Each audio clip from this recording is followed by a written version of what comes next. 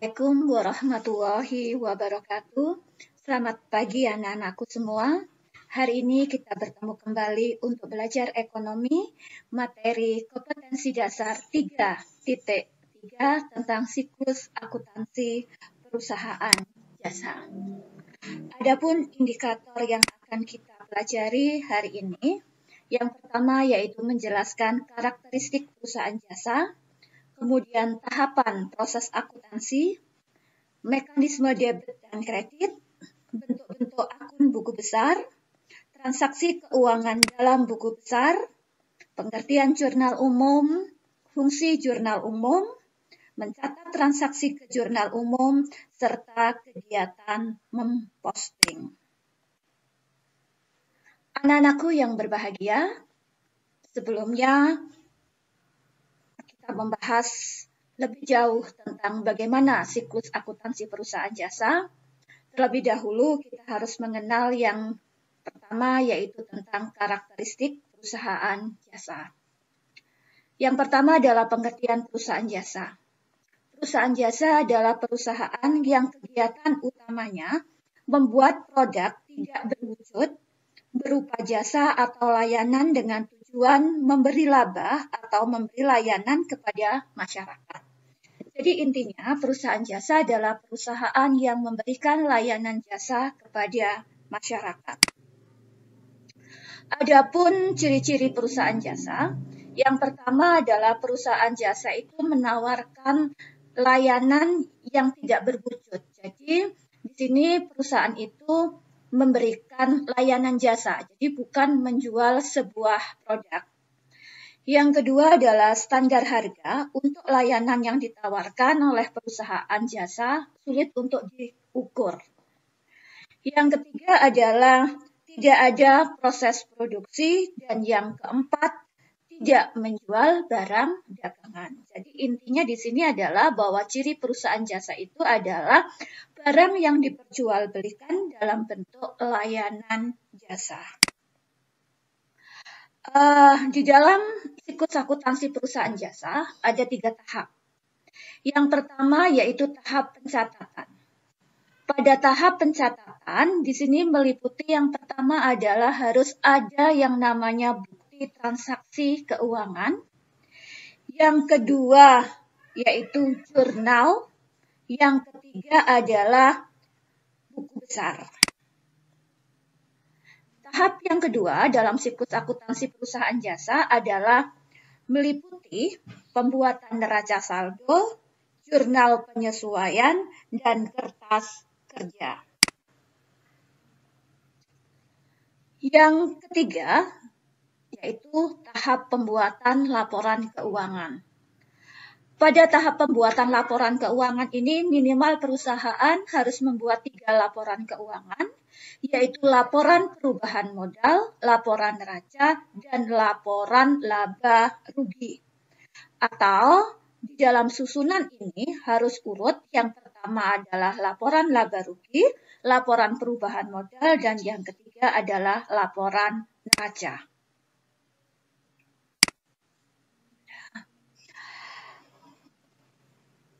Berikutnya, kita harus memahami lebih dahulu yaitu tentang apa sih akun.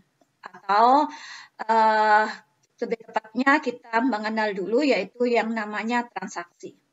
Transaksi adalah sebuah kegiatan yang dilakukan oleh perusahaan dalam rangka merealisasikan tujuan perusahaan.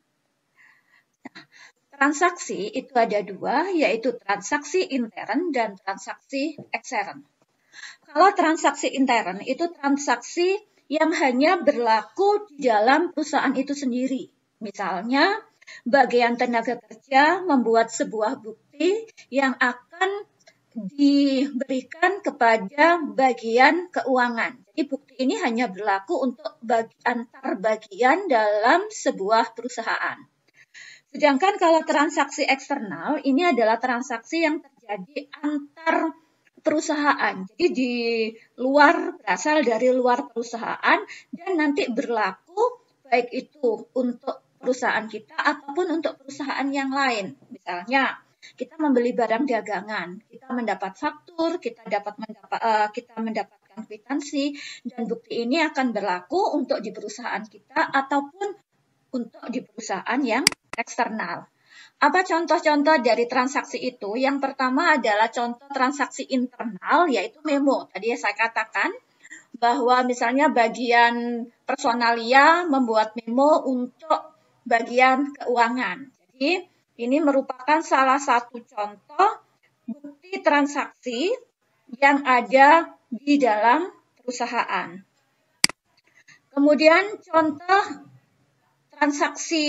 bukti transaksi eksternal yang pertama yaitu faktur. Jadi kalau kita membeli sesuatu dengan kredit, maka kita akan memperoleh yang namanya bukti berupa faktur.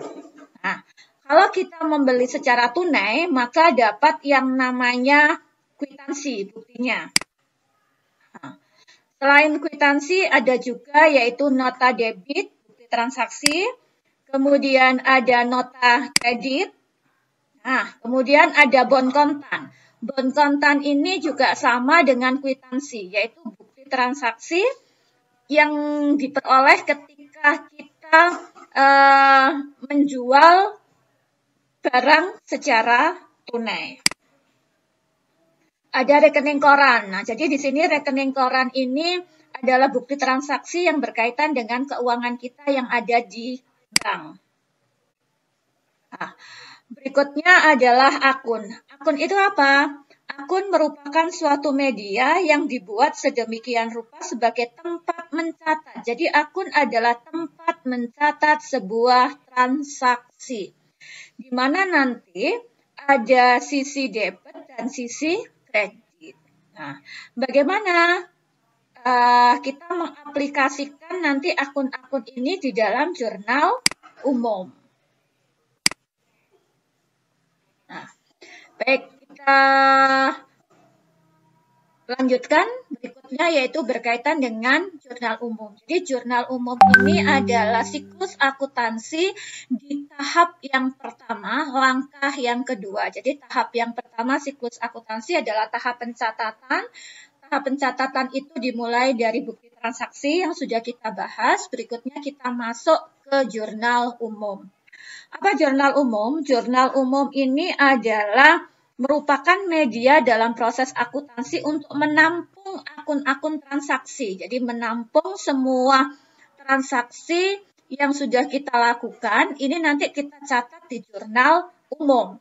Nah, ada beberapa fungsi jurnal umum, yaitu fungsi pencatatan, historis, analisis, kemudian instruktif, dan fungsi informatif. Baik, kalau tadi kita sudah membahas tentang apa itu jurnal umum, berikutnya bagaimana bentuk dari kolom jurnal umum. Bentuk kolom jurnal umum yang pertama yaitu sebelah kiri sendiri ada tanggal, kemudian berikutnya adalah kolom keterangan atau uraian, kolom referensi, kolom debit, dan kolom kredit. Kolom tanggal digunakan untuk mencatat tanggal sesuai transaksi. Jadi harus urut sesuai dengan tanggal yang kita tulis di sini. Cara menulis tanggal yang pertama adalah tahun. Tahun cukup sekali kita tulis. Bulan, berikutnya bulan.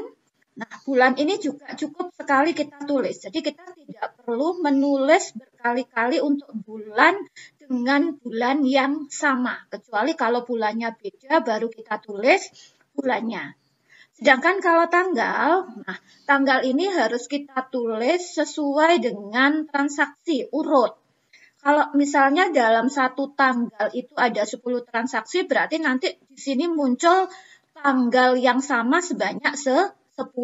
Jadi kalau tanggal tidak boleh hanya ditulis satu kali, tetapi ditulis sesuai dengan banyaknya transaksi dengan tanggal yang sama.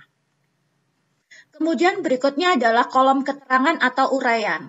Nah, kolom keterangan atau uraian ini digunakan untuk menulis pengaruh dari transaksi itu terhadap akun. Jadi kalau misalnya kita beli itu nanti yang berpengaruh apa kita tulis di sini. Nah, Kemudian kolom referensi ini sementara kosong. Nanti akan ada isinya bila kita sudah memasuki proses posting. Nah, sedangkan kalau debit dan kredit ini ditulis berdasarkan banyaknya rupiah dari transaksi tersebut. Jadi kalau misalnya kas bertambah itu harus ada di sebelah debit, maka nilai nominalnya harus diletakkan di sebelah debit. Tetapi kalau kas itu berkurang, maka nanti harus diletakkan di sebelah kredit. Nah, baik, berikutnya kita perlu memahami dulu yaitu mekanisme debit dan kredit. Nah, sebelum kita berlatih bagaimana cara mencatat transaksi ke jurnal umum, maka kita perlu menguasai lebih dulu mekanisme debit kreditnya. Nah, di sini kita harus menguasai bahwa akun itu ada 5 kelompok. Nah, dari 5 kelompok ini kita harus tahu apabila kelompok harta itu jumlahnya bertambah, maka harus dicatat di kolom debit. Tetapi bila kelompok harta jumlahnya berkurang, maka harus diletakkan di sebelah kredit. Yang kedua, kelompok utang atau kewajiban. Jika kelompok utang ini bertambah, maka nilainya harus diletakkan di sebelah kredit. Sedangkan bila kewajiban atau utang ini jumlahnya berkurang, maka harus diletakkan di sebelah debit. Yang ketiga adalah kelompok modal. Pada kelompok modal ini, jika modal itu bertambah, maka harus diletakkan di kredit. Dan bila berkurang, maka harus diletakkan di debit. Yang keempat yaitu pendapatan. Bila pendapatan jumlahnya bertambah, maka nilai nominalnya harus diletakkan di kredit. Sedangkan bila berkurang, pendapatan berkurang, maka diletakkan di debit. Yang terakhir, kelompok beban. Jika beban bertambah, maka diletakkan di debit. Jika beban berkurang, maka harus diletakkan di kredit. Ini mekanisme debit kredit yang harus kalian kuasai sebelum kita akan berlatih pada soal.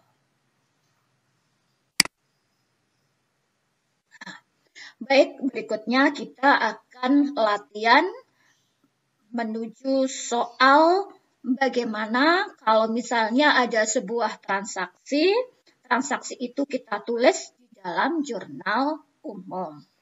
Misalnya tanggal 10 November 2019, Usaha Jaya membeli perlengkapan senilai 1.350.000 secara kredit. Kalau kita membeli perlengkapan, maka secara otomatis barang yang kita beli, perlengkapan tadi, itu bertambah. Perlengkapan masuk kelompok harta. Sehingga kalau perlengkapannya bertambah, berarti ikut mekanisme debit kredit kelompok harta. Harta bertambah, nilai nominalnya nanti harus diletakkan di kolom debit. Nah, kemudian berikutnya, akibat transaksi ini menimbulkan selain terhadap harta, juga menimbulkan terhadap perubahan utang. Jadi nanti di sini utangnya bertambah. Dari tidak punya utang, karena kita tadi membelinya secara kredit, maka utang bertambah. Nah, otomatis ini berpengaruh pada mekanisme debit kredit yang ketiga, yaitu kelompok utang. Apabila utang bertambah, tadi diletakkan di sebelah kredit. Nah, sehingga di sini cara menulisnya adalah yang pertama yang harus kita tulis dulu adalah tahun. Nah, di sini kan tahunnya 2019. Kita tulis tahun 2019. Nah, berikutnya bulan, yang kita tulis dulu bulan. November bulan 11. Kita tulis 11. Boleh ditulis November, boleh ditulis dengan angka 11. Baru tanggalnya kita tulis tanggal 10. Jadi 10, tanggal 10 itu harus terletak di kolom tanggal sebelah kanan sendiri. Nah, tadi kita beli perlengkapan, berarti perlengkapan. Nah, di sini akunnya ditulis perlengkapan. Karena perlengkapan itu dimasukkan di sebelah debit, angkanya dimasukkan di sebelah debit tadi, maka cara menulisnya perlengkapan ini harus mepet dengan kolom tanggal. Kita tulis perlengkapan.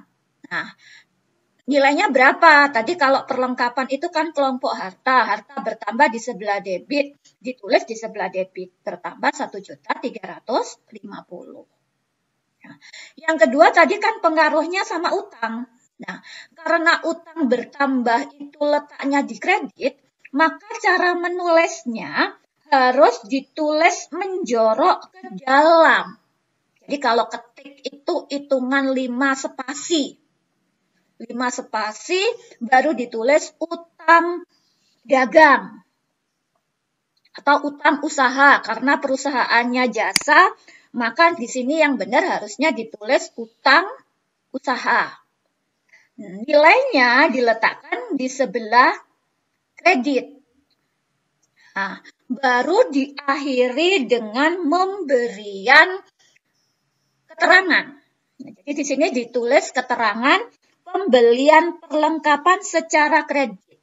Apa fungsinya? Fungsinya ini adalah nanti memudahkan kita pada proses posting. Karena ini nanti yang akan kita pindahkan di kolom keterangan buku besar.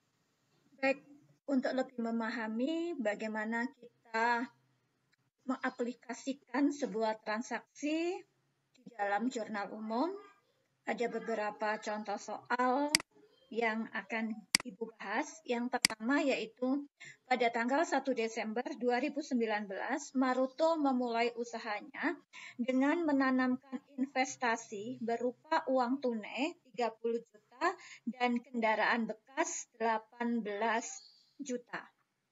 Nah, dari transaksi ini apabila dianalisis, kita setor, ini Maruto setor uang tunai 30 juta, berarti di sini yang bertambah adalah kas, karena uang tunai selalu identik dengan kas. Nah, kemudian disetor kendaraan, berarti kendaraannya bertambah. Tambah berapa? 18 juta. Bagaimana caranya? Caranya untuk memasukkan transaksi ini ke dalam jurnal umum, yang pertama kita tulis dulu tahunnya, 2019. Kita tulis tahun 2019. Kemudian setelah itu bulannya. Nah, yang di sini bulannya Desember, kita tulis Desember. Kemudian tanggalnya tanggal 1. Jadi kita masukkan tahun dulu yang ditulis sebelah kiri, kemudian bulan, kemudian tanggal. Nah, kemudian uraiannya bagaimana? Yang dimasukkan di uraian ini harus urut dulu dengan kelompok. Kas dengan kendaraan itu lebih dulu kendaraan, lebih dulu kas, karena kas itu harta lancar, sedangkan kendaraan harta tetap. Maka yang ditulis di sini dulu adalah kas. Nah, kita tulis kas. Berapa? Kasnya 30. Nah, kita tulis di sini 30 juta.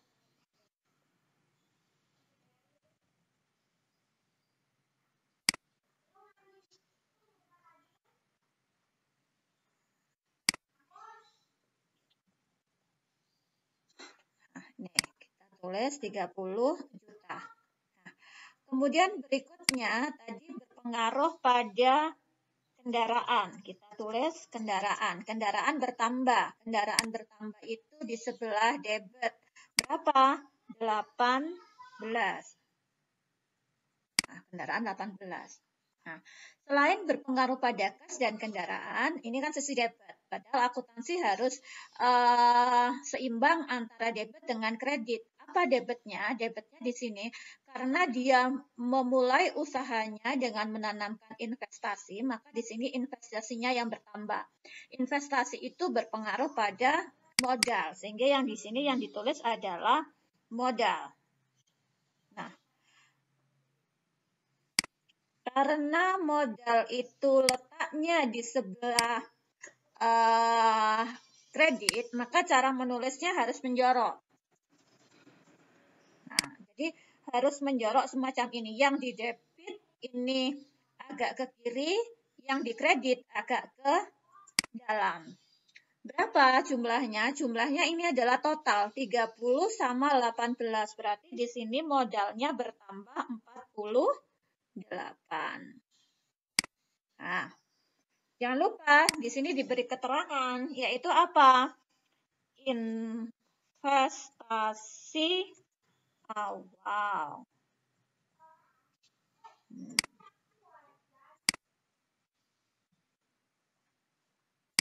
Nah, ini soal yang pertama. Jadi disetor uang tunai selalu identik dengan kas, berarti kasnya bertambah 30 di sebelah debit, kendaraan juga bertambah 18 di sebelah debit, kemudian modalnya bertambah di sebelah kredit. Baik, soal berikutnya yang nomor tanggal berikutnya. Tanggal 4 Desember, memperoleh pinjaman dari BPR. BPR itu Bank Perkreditan Rakyat 5 juta. Kalau mendapat pinjaman, berarti uang kita bertambah. Uang kita bertambah itu identik dengan kas, sehingga di sini kas kita bertambah. Kas bertambah itu di sebelah debit. Nah, kreditnya apa? Kreditnya adalah utang BPR, karena kita memperoleh utang. Utang bertambah itu di sebelah kredit. Sehingga cara menulisnya di sini tanggal 4. Nah, tahun dan bulan tidak usah ditulis, cukup satu kali. Selama bulannya sama, berarti bulan tidak usah ditulis kembali. Kita nulis tanggalnya saja. Apa? Yaitu kas. Tadi kita menerima uang. Kas di debit. Berapa? 5 juta. Itu 2, 3, 4, 5, 6. Nah, kasnya 6 juta. Kemudian berikutnya utang. Nah, utang bank. Nah, utang bank di sebelah kredit. Berapa? 5 juta. Nah, sehingga antara sisi debit dengan kredit sama. Tanggal 1 juga begitu. Sisi debitnya 48, sisi kreditnya juga 48. Jangan lupa kita kasih keterangan. Utang BPR.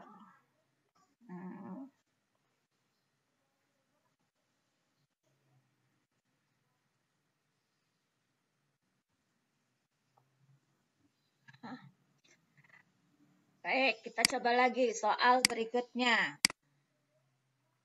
Tanggal 5, dibeli perlengkapan 2.500.000, dibayar tunai 1 juta, sisanya kredit.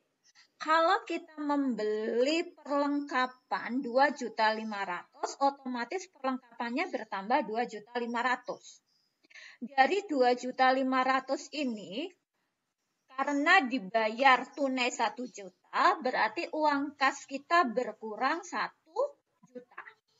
Nah, sisanya berapa yang tidak bayar?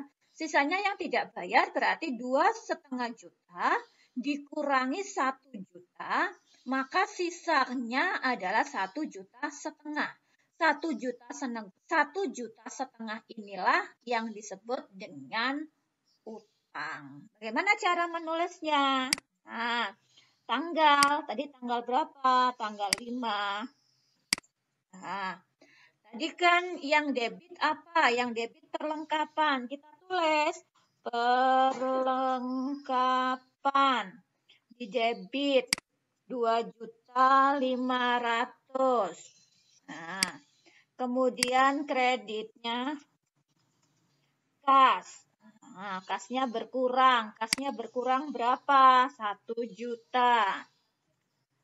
Kemudian utangnya bertambah.